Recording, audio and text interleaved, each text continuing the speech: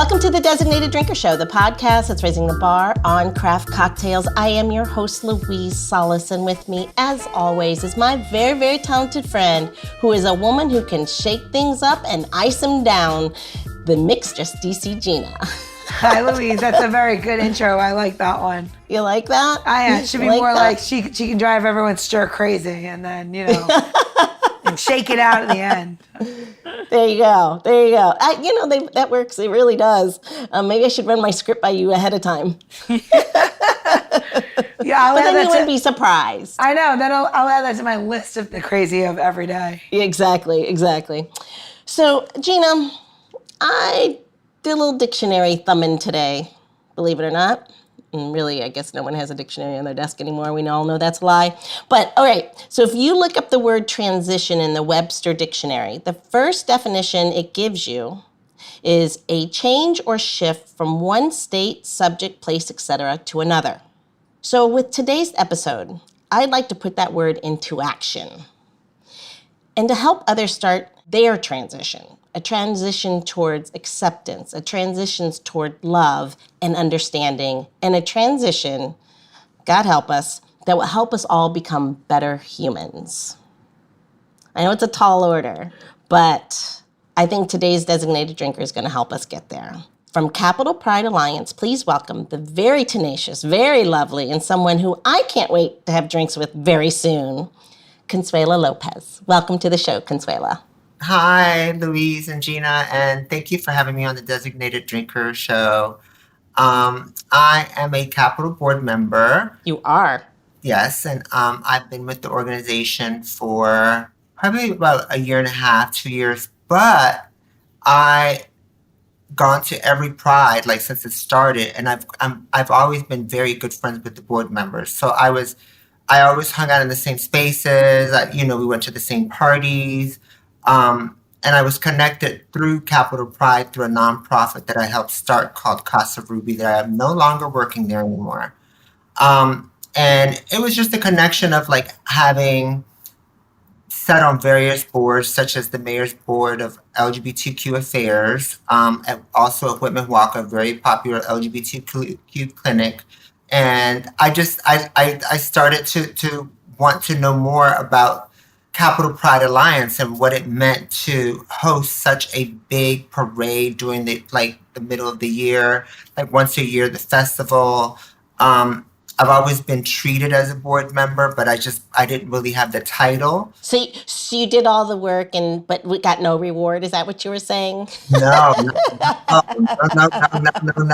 Capital Pride has rewarded me extremely well. They have opened doors.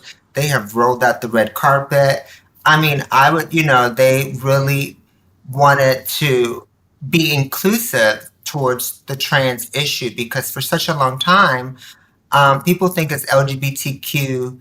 I'm used to saying LGBTQ AA plus. I stop at LGBTQ. The trans community we always received the grunt and the violence and violence and discrimination. And within the community itself, the whole LGBTQ community, we knew that trans women were suffering, we were getting the grunt of discrimination, of violence, of, opportunities. And it took for the trans initiative to say, hey, you know what? We're holding our community accountable. We know that you know what the problem is. And we're tired of just, people becoming, having successful stories or situations through the backs of our community and not be heard. So when I got to a point that, and we talked about this, Louise, where I'm just like, you know what? I don't want to take up space. I'm not in that place of trying to, make someone feel okay about my decision to transition. So I then turned that energy around and then I went full forward. So then I became trans power. I became trans forward. Oh, that's great. Yeah, and then I transitioned into this powerful transgender woman that I've said in meetings, and I think this is perfect for the Designated Drinker Show. And I sat in a board meeting at Capitol Pride, and I was so stressed out through the week because I had had all these meetings with like, with the government, with everything, and I started drinking early. I started drinking at 5 p.m. Right, like right when I got off work. That's If not anything, it was early. Start drinking I at know, 9. no, stressed that I picked up a couple of drinks and just like again, this happened once in the 9 years of board experience that I've had, and I had to explain myself at the next board meeting that I had a drink, and boom, 7:30 came or 7 p.m. and it was like board meeting, and I was like, shit, right? But it gave me that liquid courage that I have a seat at the table to be able to be heard, and sometimes, you know, as each gender, particularly in like a gender world, which I tend to blend into, whether it's men, female, GNC is just starting to like, be accepted. It's not accepted throughout all of America. Still, people would be like, oh, um, but I have nothing to lose because I built so much on my own without my community, without the help, but only my trans sisters. My trans sisters are my family. They're part of my chosen family way more than the average gay white guy. That we were sisters growing up. Like, when I didn't have any money, they didn't give me food. It was a different kind of chosen family.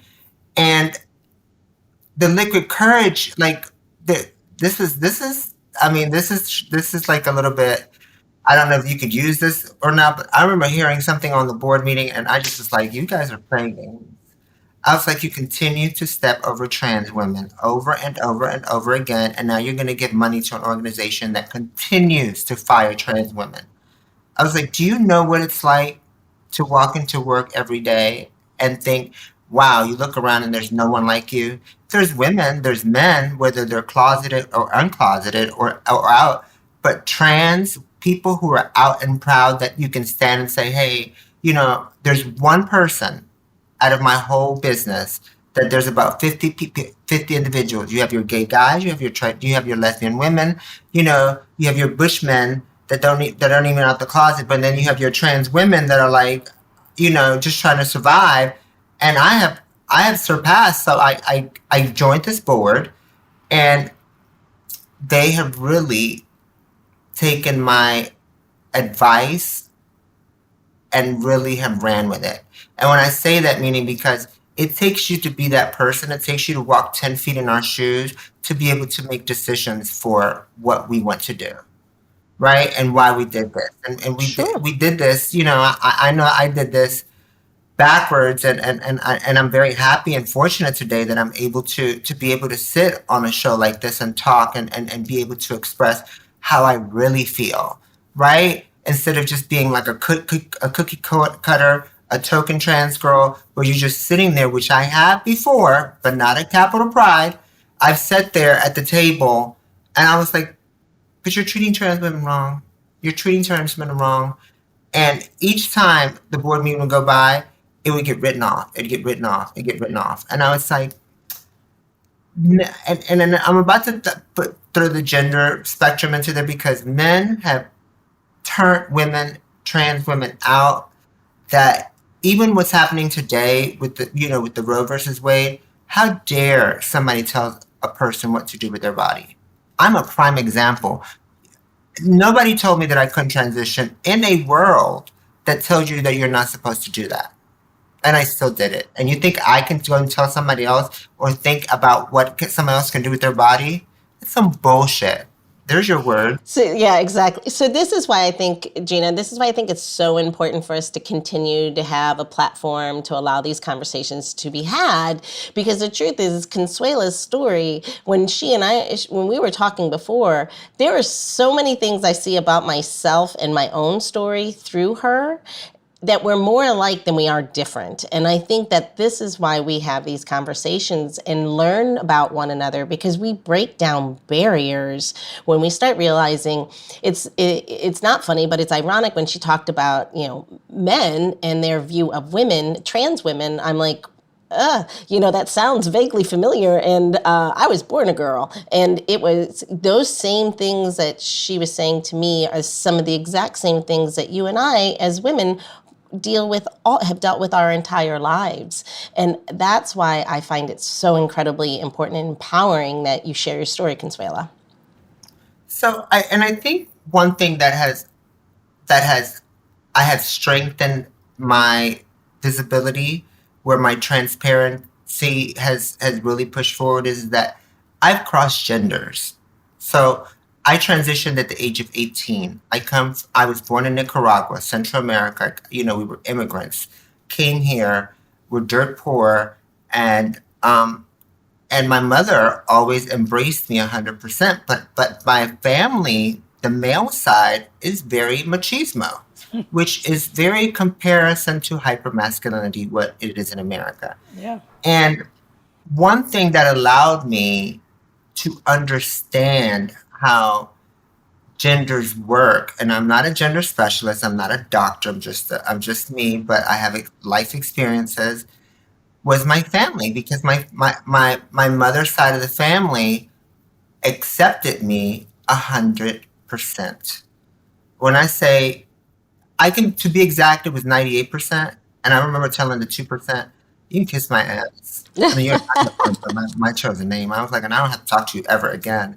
So I always was embraced. I had the kind of, I had male cousins that I grew up to the point of 18 when I transitioned, that were the ones that when we were at the park and, and they were like, oh, your cousin gay, they would beat them up. They'd be like, don't you talk about my cousin? Because, we were Latino families, like fresh to the country. We had each other's back. Like, even though, there's a lot of parts in Central America where, yeah, being gay is not highlighted, but it's also not banned, where the mothers themselves, as a loving mother, you're not going to want anything to happen to your child, and so what, my child is different, so a lot of moms have that, but a lot of parents don't. So we're talking, we're talking about the side that my mom was like, hey, you're not going to talk to my child like that, and I'm going to protect her. And that's the kind of family that I had. With that said, to allow that I got a chance to cross genders, right? I now can hang with the girls, right? Have the drink with the girls, go out and get our nails done, get our hair, everything. But the boys, right? They let me in on a boy side. And when I say that, I told Louise this, that when I go into certain spaces with my family and we have those raw conversations, because, this is a raw conversation, but this is not riggedy raw. You know what I mean? And Not yet. Not yet. Not yet.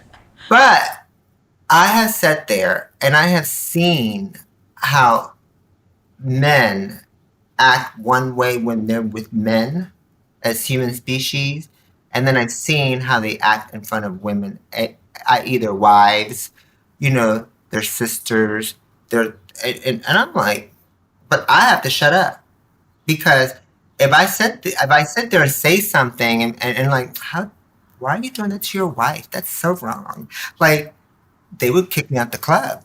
Yeah, you have the bro card, is what it is. You have you got the bro card. And I'm telling you, it's so weird. I don't like it. I mean, I'm not saying that, I like the bro card, but that's not me. Like I said, I like going to, I like going to do girl things, whatever. Yeah. It's the transition of the genders that you're able to see how people act. And it's like, wow. I think your perspective is something that is just like, having the best part of the vision of like really what happens. So coming from being male to going to female, you're almost like leaving. I always find it very interesting when people say, some people transition because they just do it to do it, but it's something that you do because it's who you are. You know what I mean? Mm-hmm. You're transitioning to a woman because that's is because that's what you believe, that's what you identify as. But when you're saying that you're able to go to the other side, go back and say like being part of the boys club as well, you get to see the discrimination from being very accepted globally as a male, and then seeing just how hard it is in the U.S. to be a female, let alone other countries. And we're talking about the U.S. as a first world country, right? So now you have third world countries where the women are lower than anything. So like, I find it very interesting when you say, it's fascinating to me just to think about the discrimination. I have two little girls, and I always with my husband, like, you know, you don't understand. You have to teach them. They have to be empowered. They have to feel that they can speak, because they will be silenced from the day that they are brought into any environment where the little boys will speak up, and because their moms and dads have pushed them to be that way, and the girls will reserve themselves and not say anything. So when you say that, Consuela, when you say, you know, that raw conversation, I keep thinking that it's going to be the Consuelas, it's going to be, you know, the moms that are pushing their little girls to be better. That I hope that when my kids, because I don't think it's going to be my kids' generation, but I think it will be maybe my kids' children, will have a time in their life where they could possibly not have that moment of like they're afraid to speak. But what's disgustingly happening in this country, and we're living in Washington, D.C., and you see it right now and in our faces, is that our bodies we're being told again, we're going back 60 years, that we are not allowed to make that decision for ourselves, because a male has put in everybody's head again that, you know, you're not in charge. You're not in charge of yourself. And what does that mean for you, Consuela? What does that mean for me? What does that mean for my daughters? It's not good. No, it's not good at all. It's horrible. Like as a hairstylist, I also have clients that come in. So I'm an activist, I'm a hairstylist. And I have clients who come in and sit in, and those raw conversations open up as well from a woman's point of view. And I'm like, wow. I'm like, how can you allow a man to tell you what to do, but you can't tell him what to do? That doesn't make sense to me. And there was a story that I had read a few months back about how at a young age, it's more in depth than that. It's not just a year, but it's something enlightened me a year ago, where it said that men aren't allowed to be themselves, such as like, oh, I want to try on the little dress. I want to do this. And the way that it was explained to me, that there was like the father, that was that had a daughter and a son, and they were like 3 and 4 or whatever, 2 and 3. And the daughter had a play date, and then the daughter's friend came over, and they started dressing the son up like little princesses, like the little princess. And the dad had to sit back and say, he was like, how do I feel about this? Like, how do I feel about this?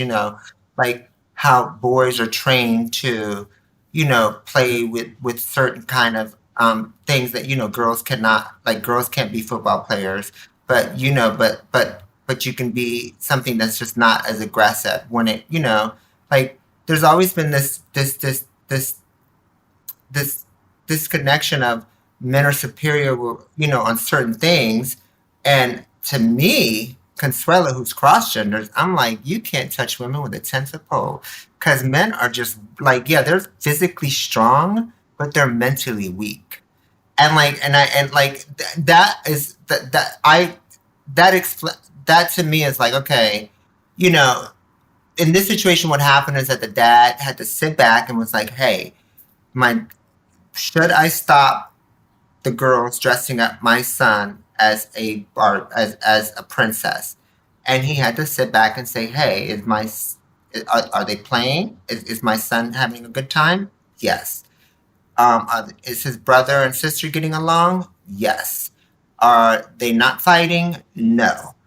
Are they bullying him for putting on clothes? No. That was the point that I was like, oh wow, that's the little fine line that says, you're not allowed to do this, you're not allowed to do that. Why? Because it conforms to your gender, right? So your gender is already picked for you way before you even know what gender means. Like, I didn't even know what gender means. I didn't even know what gender meant until later on in life, that that I realized I was different, right? But it showed that the little kid eventually kept putting on the dress, and a few weeks he was like, you know what, I don't like this. I don't like this at all, right? And they stopped dressing him up as a girl, but they continued to play together, which was the most important part. That the brother and the sister need to play, men and women need to play together, and they don't play together. The older we get, it gets more into into certain roles, like women can't do this, men can't do that, can't do this, can't like even today, like men, like you don't think of a heterosexual man being a hairstylist because it's too much of a gay job, but it is. There's men out there who are heterosexual Yeah. that do hair. Yeah. Of course. Do you know what I mean? But there's this social stigma that comes along with what male and female roles are supposed to be, and I really think that we are at a crossroads of women being powerful, outpowering the men because, like, well, I mean, we're at a crossroads where there's needs to be a change, and we either need to, be progressive and move forward, or just sit there and do nothing and just be, don't say and just don't do nothing. To the point, it's really, really important that we talk about that, especially being at a crossroads, because what we're seeing today at the Supreme Court with Roe versus Wade, this is where things happen because they're out of fear, meaning if we progress too far, we've got to pull back because somebody's going to lose as somebody gains. We live in this really weird space right now where if somebody gets something, then that means you must be losing. And that's a ridiculous state of affairs. If one progresses forward, no one else loses anything. It just means we're all moving forward. I think to that point, what I would say is it's a very important time for us to vote and get involved because we are at that crossroads, which scares the majority, which scares that older white man who's been sitting at the head for a very long time. And so these changes, and to your point, Consuela, where women are getting stronger, we need to unite behind that so we keep pushing forward because we will lose ground because the people who are still at the top still control all the strings. Gerrymandering, Supreme Court, all of these things show that we must be active right now. We cannot be passive. I want Go ahead, to Gina. challenge what you're saying, because I'm going to say this to you, and Consuela can tell me, and you could tell me different.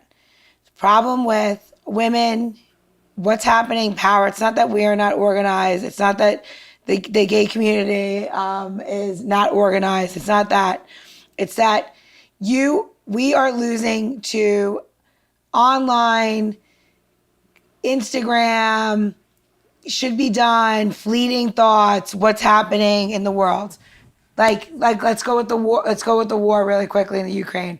Hot topic, okay? There's a war happening in the Ukraine. Hot topic. You go right now to somebody's Instagram and see what they're looking at. They're not watching the news. They're on Instagram. They're on TikTok. They're on blah, blah, blah. It is like, world's happening? Great, I'm into it for like 15 minutes. And then I'm on to something else.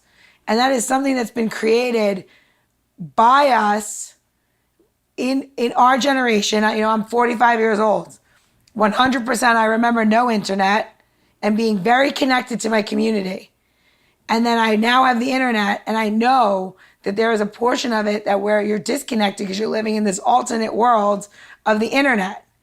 And I still am part of like Reher. It's Reher is a women entrepreneurial leadership Consuela, and we'll totally invite you to come because it's wonderful. It's very inclusive, and it's about women that own businesses and fighting discrimination in the workforce. Okay, but it's very hard to make the young people go stand in front of the Supreme Court and let them be heard.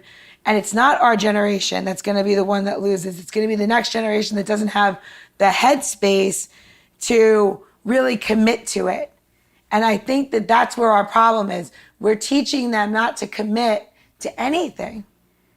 I think the last of it is like the 30-somethings that really understand that commitment. And if we don't teach the younger ones that this is what you need to do, that this is how you're going to keep your ground, you're going to see them all retreat back to, 1910. They're going to lose their right to vote. I bring it back to what Consuela said then we all need to be, maybe we're not the trans power, but we've got to be those women. That actually then for me charges our generation even more so, in that we need to lead by example. We need to get out there, to Consuela's point, is make sure our voice is heard and lead by example, because you're right that those 15-minute segments, those really short, give me 240 characters or less, that is this next coming generation. But I think we do have some powerful women out there, and I think that again, I would like to think that we can help change that perspective, because we are all women in our 40s, and I think it really does lay on our generation to help lead by example. And to Consuela's point, we need to be heard, damn it. Well, I'll tell you another thing. I can speak for my community. I can definitely speak for trans women of color, from the darkest complexion to the lightest complexion. I don't know what it's like to be dark skinned, but I definitely know what it's like for my sister that is dark skinned next to me, and we think alike, we help each other, everything. I can relate to how the color of my skin has gotten me in better situations, but not just being a trans woman. So, Gina, to your point, that I think with trans women today, why we're probably not at the front picket lines, saying, hey, this is wrong what you're doing, look what I did with my body. This is what I'm saying, right? Because the average trans woman today, right, isn't concerned about what's happening at a court building for women. Their major concern is like, how are they going to put food in their mouth today? Of course. How are they going to sleep? And it just, there's certain fights, to your point, Louise, you say, you guys need to, take it together. And of course, I support 100%. People ask me all the time, what was my point? And I'm like, how can I tell someone else to do when look what I did? But I can't even touch it with a 10-foot pole. But it doesn't. You know what I mean? Yeah. But if this goes through and this really happens, right? You're opening up a whole new world of what you, Consuela, what your group, what our women, what my girls, what little boys, what anybody identifies as later in life can and cannot do. And it is a basic, if you're in a country that's free and you have your freedom, then you should have the freedom to do what you want to do when it comes to your body. And I 100% agree with that. I also do believe wholeheartedly that you may be born one gender and you identify as another, and that is your right to change, to identify, to remain one sex and identify as another. I don't think that that's anybody's decision to make except for the individual and being the good human. And I say it all the time to everybody and anybody that's willing to listen. It doesn't matter.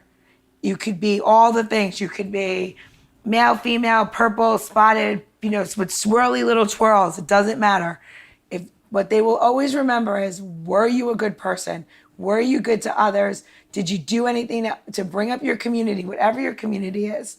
And there has to be that focus. It has to be something where we're constantly putting into the mentality. We just came off a very brutal presidency, and that did nothing for this country except divide it further. And I strongly believe that if we don't start embracing and being behind Consuela and saying Consuela has the right to do what she wants, and being there for the other women and saying, having an abortion for any reason they want to, or whatever they want to do with their bodies is okay. Because it should be okay for a male to do what they want to do with their bodies, or a female. But no one should have the right or the power to make them, to anybody to tell you what to do. It's not humane. It's just not. It's wrong. And that's what I'm saying. It's just wrong. I agree 100%. I'm so sorry, it's a very hot topic for you, right? Sorry. All right, so it is a very hot topic. So what we're going to do right now is we're going to chill it down, do a little tips and tricks. You're going to school us on something else, Gina. Calm down, Gina. Calm down. You're right out, girl. I know. I love it. I'm going to take off my sweatshirt and start running around. Right? Yeah. So we're going to take all that energy and teach somebody a new tips and tricks All right, it's all you. Go, Gina. All right, so today we're talking about coconut syrup, and let me tell you something. I love coconut syrup. It's so delicious, right? So there's like two different ways you can do it. There's a school of thought that you just add, water, sugar, and coconut milk, right? And that makes it super delicious and equal parts water to sugar to coconut milk. Great. Well, obviously it's never good enough for me. Gotta always jazz it up a bit, right? So I like to go the extra mile for that pina colada kind of flavor. So you have in there, again, equal parts water, sugar, coconut, milk. And now we're gonna just add and squish some fresh pineapple. And we're gonna throw it on top. And I would say just about a cup of fresh pineapple. And you're gonna put the whole piece inside of there, and it smells super good and delicious. I'm gonna throw it in. You're gonna put it on the stove. You're gonna melt that sugar. You are not going to bring this to a boil because we know that if you boil your simple syrup, you're making something different, and that's not what we want to do. But what you'll have left after you strain it is this delicious coconut pina colada syrup that's so good. And it's really hot right now, making dirty drinks. So you can add this to like your Coca-Cola and soda water, juice, different drinks. And then instead of making it dirty with like what you might think of as olive juice, new version, dirty with the coconut syrup. Enjoy. All right, Gina, that was just amazing. Delicious cocoa crazy. Coconut syrup, Louise. Moving on. Dirty syrup. We got it. All right, let's do our little housekeeping. Anyone wants the tips and tricks on how to do this? Where are they going to go? You're doing a designated drinker show for tips, tricks, how-tos, and how to get to Consuella and give to Pride for sure. They can donate. All right, so Consuela, I'm going to give you the last word, and I'm going to close it out. Well, I just want to say thank you for having me on the show. If you do want to get involved, you can go to Capital Pride Alliance, capitalpride.org to either volunteer. We have our big parade coming June 11th. If you want to be part of it, June 11th starts around 3 p.m., 4 p.m. DuPont Circle area. And then the festival is Sunday from 11 to 6 p.m. for booths. And then the concert starts at 6 p.m. and it is so much fun. They have VIP tickets. You can meet the artists. You can come, party with the VIPs, or you can just sit and in regular admission and just just have fun, drink whatever your choice is. You can come and show up and show out. And and if you want to be part of it, be a volunteer, or you can donate to capitalpride.org. All right, so this brings us to the end of part 1 with the beautiful and so insightful Consuela Lopez. But if you're anything like me and Gina, one round is just never enough. So make sure you top off your drink and check out part 2 of this episode as we continue our boozy banter about celebrating pride, diversity, and acceptance, while Gina shares yet another one of her pride-worthy cocktail recipes that is Consuela-inspired. The Designated Drinker Show is produced by Missing Link, a podcast media company that is dedicated to connecting people to intelligent, engaging, and informative content. Also in the Missing Link lineup of podcasts is Rodger That, a podcast dedicated to guiding you through the haze of dementia, led by skilled caregivers Bobbi and Mike Carducci. Now, if you're looking for a whole new way to enjoy the theater, check out Between Acts, an immersive audio theater podcast experience. Each episode takes you on a spellbinding journey through the works of newfound playwrights, from dramas to comedies and everything in between. Find Missing Link's League of Podcasts on Apple Podcasts, Spotify, or wherever you find your podcasts. Please don't forget to subscribe, download, and review the shows. Your review helps our shows reach new audiences. To find out more about Missing Link, visit missinglink.company. That's missinglink.company.